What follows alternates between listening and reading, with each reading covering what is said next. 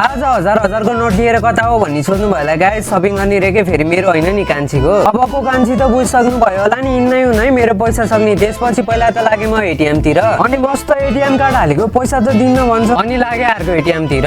यसले फेरि तिमी कहाँ लिगो पैसा चाहिँ भोलि पठाइदिन्छु भन्छ। यसरी त कहाँ हुन्छ त नि भनेर मम्मी कसम खुवाइदिएको धन्न दिइहाल्यो। त्यसपछि गए चिप्लेढुङ्गा बाइकको इन्सुरेन्स गर्न। भित्र छिरेर यस्तो कुरा गरेको, भाइ तिम्रो त इन्सुरेन्सको टाइम छ पछि आऊ भन्नुभयो। त्यसपछि कान्छी र म भएर लाग्यौँ यातायात कार्यालय। फेरि त्यही मेसमा भिनाजुनी भेटिहाल्नु भयो। अब सरकारी काम यस्तै हो भनेर 1 घण्टा लाइन बसेर 2 घण्टापछि पालो आएर ट्याक्स पनि तिरियो। फाइनली सबै काम पनि सकियो, अनि भिनाजुले जाम न त कार सिक्न भन्नुभयो, अनि लाग्यो हामी त्यतैतिर। जाने बित्तिकै भिनाजु त कार चढिहाल्नु भयो, अनि मस्त लागेर मनी बस्दिहाले। बस्न चाहिँ बसे, तर सुरुको ड्राइभिङ देखेर मेरो मुटु कलेजो सब निस्केला जस्तो भयो। एकछिन पछि त खत्रै चलाइदिनु भयो, उल्टे सुल्टे सब। दुश्मन मात्र होइन म पनि हेरेको हेरे भयो नि। धन्न मेरो जान चाहिँ बच्यो है। अनि त्यही खुसियालीमा म लागे घरतिर। And by.